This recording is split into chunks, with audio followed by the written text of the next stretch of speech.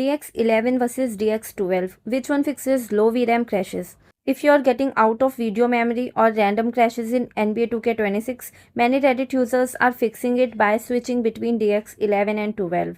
But which one should you use? Think of DirectX as a connection between the game and your graphics card. DX12 gives better graphics and performance, but it also uses more VRAM.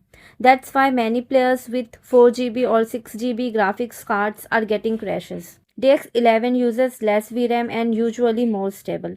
That's why Reddit users with GTX 1650, GTX 1060 and similar cards are switching to DX11.